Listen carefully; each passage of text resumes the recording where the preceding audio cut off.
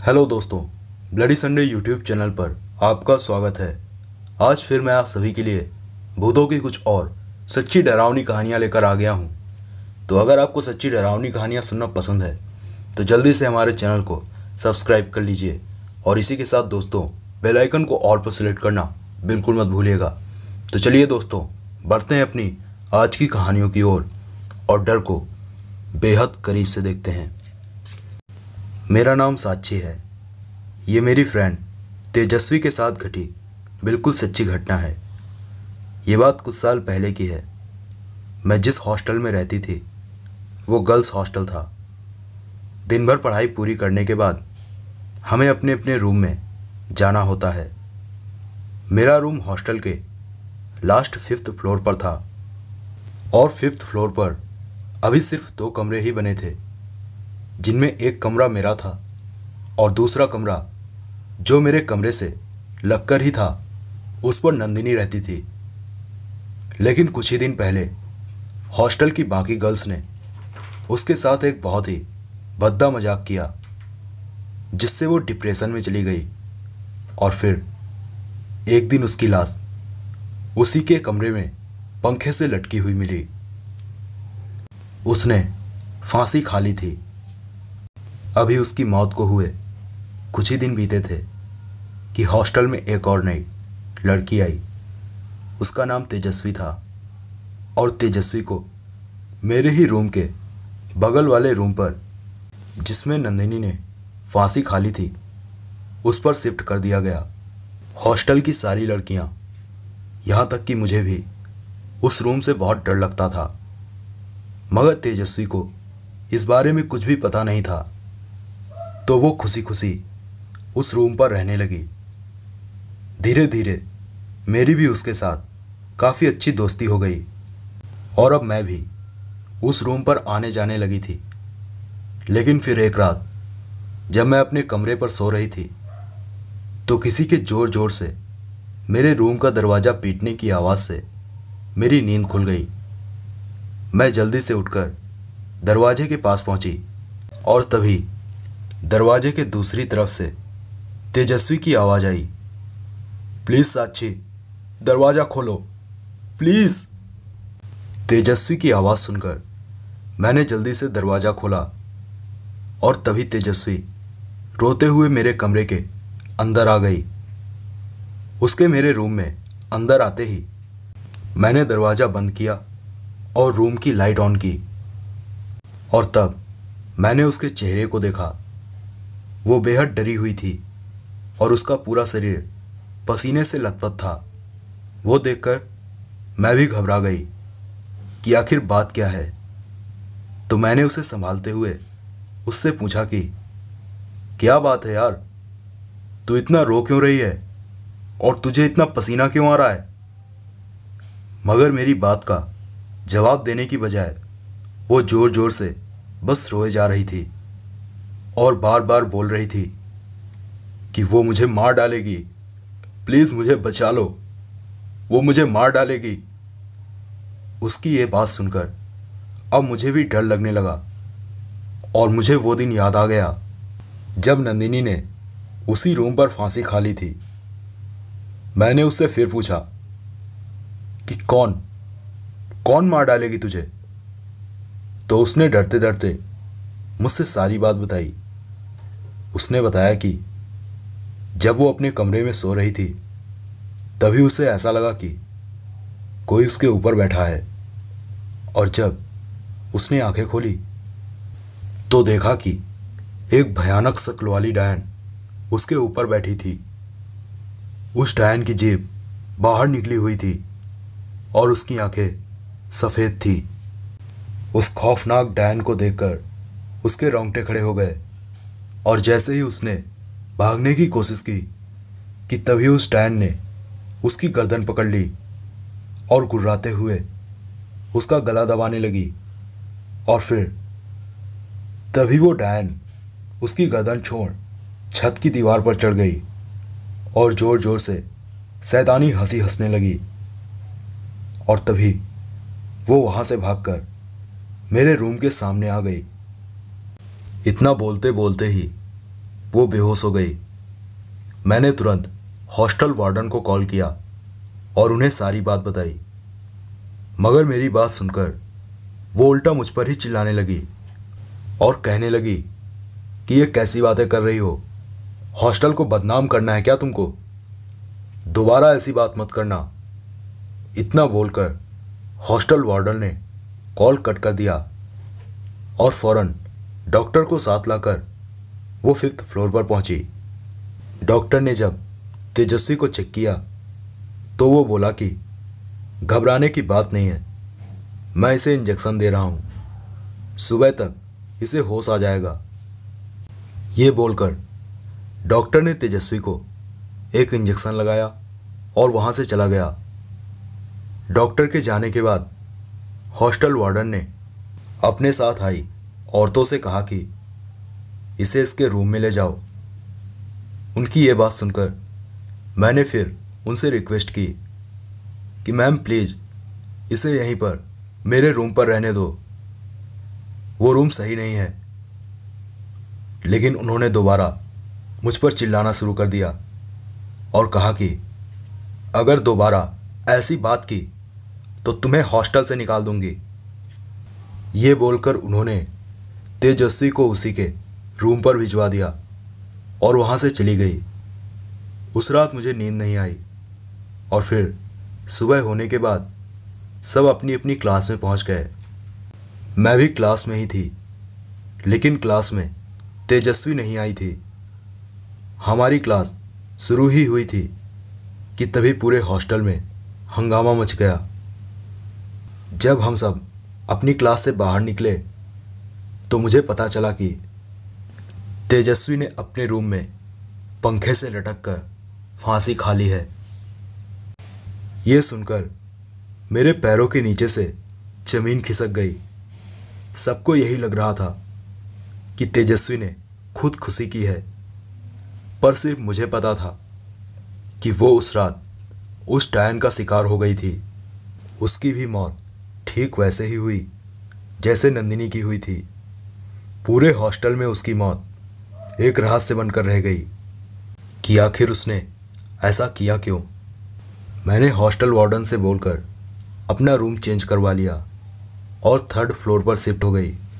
तो दोस्तों, ये थी मेरी दोस्त तेजस्वी के साथ घटी एक बिल्कुल सच्ची रहस्यमयी घटना। मित्रों, मेरा नाम सुधांशु है और मैं उदयपुर का रहने वाला हूँ। मैं आज आपको मेरे साथ घटी एक सच्ची घटना से अवगत कराना चाहता हूँ। यह बात आज से 2 साल पहले की है। मैंने एक सरकारी परीक्षा का फॉर्म भरा था और मेरा परीक्षा केंद्र जयपुर आया था। किस्मत से मेरे 2 और दोस्तों का केंद्र भी जयपुर ही आया था। हालांकि परीक्षा केंद्र अलग अलग जगह थे। अब हम तीनों दोस्तों ने जयपुर जाने के प्लान के बारे में सोचने लगे। परीक्षा का दिन रविवार था और हमको शनिवार को ही निकलना था। हम दोस्तों ने सोचा कि अगर हम शनिवार को ही चले जाएंगे तो हमें रात को किसी होटल में रुकना पड़ेगा और उसका कोई मतलब नहीं होगा। तो मेरे दोस्त पीयूष के पास कार थी और उसने कार में जाने की बात कही। हमने सोचा ये ज़्यादा बेहतर रहेगा, कार में सफ़र भी आसान होगा और अगले दिन जयपुर भी घूम लेंगे। अब हम तीनों दोस्त शनिवार शाम को खाना खाकर पीयूष के घर पहुंच गए। हम तीनों ने सोचा यहाँ से रात को 11 बजे निकलेंगे और सुबह 5-6 बजे तक पहुंच जाएंगे और हमारी परीक्षा का समय 9 बजे था। अब हम तीनों 11 बजे उदयपुर से रवाना हो गए। हर स्टूडेंट की तरह परीक्षा तो एक बहाना था, लेकिन हमको तो जयपुर घूमना था। हमने कार में म्यूजिक चला दिया और बातें करते हुए जा रहे थे। रात को 2 बजे हमने भीलवाड़ा शहर पार कर लिया था। भीलवाड़ा से हमने तकरीबन 20 किलोमीटर की दूरी पार की ही होगी कि तभी हमें रास्ते में दूर से एक गाड़ी खड़ी हुई दिखाई दी और तभी हमको हाथ का इशारा करती हुई एक औरत मारुति आल्टो गाड़ी के पास दिखाई दी। मैंने तो भूत की काफ़ी कहानियाँ सुन रखी थी, कि किस तरह सुनसान सड़क पर आत्माएं पीछे पड़ जाती हैं। मैंने पीयूष को गाड़ी रोकने से मना कर दिया, लेकिन पीयूष बोल रहा था कि हमें उसकी मदद करनी चाहिए। लेकिन मैंने पीयूष को कसम दिलाकर वहाँ से निकल जाने को कहा। जब हमने उस औरत की गाड़ी को पार किया तब मेरी जान में जान आई। अब हम शायद 5 किलोमीटर ही चले होंगे कि तभी हमें वो गाड़ी फिर से दिखाई दी और वो औरत भी वहीं खड़ी थी।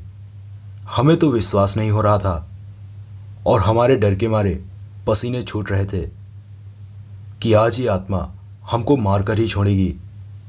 मैंने पीयूष को गाड़ी की स्पीड बढ़ाने को कहा और उसने 120 से भी ज़्यादा की स्पीड से गाड़ी भगाना शुरू कर दिया और फिर हम उस गाड़ी को पार कर दिए। पीयूष भी अब बहुत डर चुका था और तभी हमें एक ढाबा नज़र आया। हमने सोचा कि थोड़ी देर यहाँ रुकते हैं ताकि हमारा डर थोड़ा कम हो जाए। पीयूष ने ढाबे पर गाड़ी रोक दी और फिर हमने अपना मुंह धोया और चाय मंगाई। ढाबे वाले ने हमको देखकर पूछा कि तुम लोग इतने घबराए हुए क्यों हो? तो हमने ढाबे वाले को सारी बात बताई।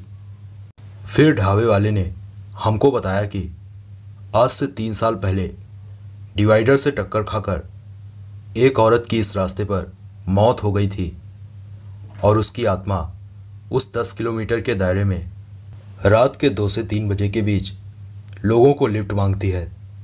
और ये तो गनीमत है कि वो तुम्हारी गाड़ी के बीच में नहीं आई, नहीं तो तुम लोग भी मारे जाते। हम लोग उसकी बात सुनकर और भी ज़्यादा डर गए। उसने बोला कि अब डरने की कोई बात नहीं है, अब तुम निकल सकते हो। हम 4 बजे उस ढाबे से रवाना हुए और उस आत्मा के बारे में बातें करते हुए सुबह 8 बजे जयपुर पहुँचे। और जब हम तीनों परीक्षा देकर आए तो हमने अगले दिन सुबह जयपुर से रवाना होने की बात कही ताकि उस आत्मा का फिर से सामना ना हो। तो दोस्तों, ये थी मेरे और मेरे दोस्तों के साथ घटी बिल्कुल सच्ची घटना। मेरा नाम मनीष है। ये मेरे भाई महेश के साथ घटी बिल्कुल सच्ची घटना है। ये बात 3 साल पहले की है, जब मेरे भाई महेश ने जंगल घूमने का प्लान बनाया और मुझे भी अपने साथ ले जाने की जिद करने लगा। मगर मैंने उसे मना कर दिया और साथ ही उसे समझाया भी कि वो जंगल बहुत ही खतरनाक है, वहाँ जाना तो दूर, उसके बारे में बात करना भी ठीक नहीं है। मगर वो नहीं माना और अगले दिन अकेले ही उन जंगलों में घूमने के लिए निकल गया। दरअसल उसके सर पर मैन वर्सेस वाइल्ड शो को देख देख कर जंगलों में कैंपिंग करने का भूत सवार हो गया था। वो अपने साथ अपनी ज़रूरत का सामान भी ले गया, पानी की बोतल, चाकू, टेंट और भी कुछ ज़रूरी सामान बैग में भरकर वो अपनी बाइक से जंगल के लिए निकल गया। दरअसल हम जहाँ रहते हैं वो पहाड़ी इलाका है, इसीलिए हमारे घरों से कुछ ही किलोमीटर बाद घना जंगल शुरू हो जाता है और मेरा भाई उन्हीं घने जंगलों की तरफ बढ़ रहा था। दोपहर के 2:30 बज चुके थे और अब मेरा भाई जंगलों में दाखिल होने वाले कच्चे रास्ते तक पहुंच चुका था, जो सीधा उसे जंगल के अंदर ले जाएगा। मेरे भाई ने उसी रास्ते पर चलना शुरू कर दिया और कुछ ही मिनट में वो जंगल के काफ़ी अंदर पहुंच चुका था। मगर फिर जब वो कुछ दूर और आगे गया तो उसने देखा कि अब वो कच्चा रास्ता भी वहाँ से ख़त्म हो रहा था और फिर उसके आगे से घना जंगल था जहाँ पर बाइक ले जाना नामुमकिन था। तो उसने बाइक को रास्ते के किनारे खड़ा किया और अपना बैग लेकर वो उसी घने जंगल की तरफ बढ़ने लगा और कुछ ही देर में वो जंगल के काफ़ी अंदर पहुँच चुका था और अब उसे बहुत ज़ोर की प्यास लगी थी। तो पानी पीने के लिए वो बैग से पानी की बोतल बाहर निकालने लगा। अभी वो बोतल निकाल ही रहा था कि तभी उसे ऐसा लगा कि शायद कोई उसके पीछे खड़ा है ये एहसास होते ही मेरा भाई एकदम से रुक गया। मेरे भाई को पता था कि जंगल में बहुत ही सतर्क रहना पड़ता है, तो उसने सोचा कि हो सकता है उसके पीछे कोई जंगली जानवर हो, और अगर वो उसके पीछे कौन है ये देखने के लिए पलटा तो कहीं वो जानवर एकदम से उस पर हमला न कर दे। यही सोचकर मेरे भाई ने पानी की बोतल छोड़ बैग से अपना लोहे का चाकू बाहर निकाल लिया और हिम्मत जुटाते हुए उसने जब पीछे पलट कर देखा तो उसे वहाँ कोई नहीं दिखा। तो इसे अपना वहम समझकर वो आगे पलटने ही वाला था कि तभी उसकी नज़र ऊपर पेड़ पर पड़ी, जहाँ पर एक चुड़ैल उल्टी लटकी हुई थी, जो कि दिखने में इतनी भयानक थी कि उसे देखकर मेरे भाई के पसीने छूट गए और चीखे मारता हुआ वो वहाँ से भागने लगा। भागते भागते वो अभी कुछ दूर आगे पहुँचा ही था कि तभी वो चुड़ैल अचानक से उसके सामने आ गई। उस भयानक शक्ल वाली चुड़ैल को अपने सामने देखकर मेरे भाई के रोंगटे खड़े हो गए। वो दोबारा भागना चाह रहा था, मगर डर के मारे उसके हाथ पांव में मानो जान ही नहीं थी। और तभी वो चुड़ैल उसकी तरफ बढ़ने लगी और उसके करीब पहुंचते ही वो चुड़ैल एकदम से पीछे हट गई और जोर जोर से गुर्राने लगी। वो देखकर मेरे भाई को कुछ समझ नहीं आया, मगर तभी उसने देखा कि वो चुड़ैल उनके हाथ में पकड़े हुए उस लोहे के चाकू को देखकर जोर जोर से गुर्रा रही थी। वो देखकर मेरे भाई को हमारे दादाजी की बात याद आ गई कि भूत प्रेत, चुड़ैल आत्माएं लोहे के हथियार और आग से खौफ खाते हैं। हमारे दादाजी की ये बात याद आते ही मेरे भाई ने हिम्मत जुटाते हुए अपनी जेब से लाइटर बाहर निकाला और वहीं आग जला दी। आग के जलते ही वो चुड़ैल वहाँ से और दूर चली गई और मेरे भाई से गुर्राते हुए बोली कि आज तो मैं जा रही हूँ, पर मैं तुझे छोड़ूंगी नहीं। और इतना बोलते ही वो चुड़ैल गायब हो गई और उसके जाते ही मेरे भाई ने फौरन वहाँ से भागना शुरू कर दिया। और फिर वो तब तक नहीं रुका जब तक कि वो घर नहीं पहुँच गया। जब वो घर पहुँचा तो उसकी ऐसी बिगड़ी हालत देखकर मैं भी काफ़ी घबरा गया, और जब मैंने उससे पूछा तो उसने मुझे सारी बात बताई। उसकी बात सुनकर मैं भी सकते में आ गया और इसके बाद कई महीनों तक वो डरा डरा सा और सहमा हुआ सा रहा और बार बार यही बोलता था कि कहीं वो चुड़ैल वापस ना आ जाए। मगर धीरे धीरे वो उस सदमे से बाहर आ गया। तो दोस्तों, ये थी मेरे भाई के साथ घटी बिल्कुल सच्ची घटना।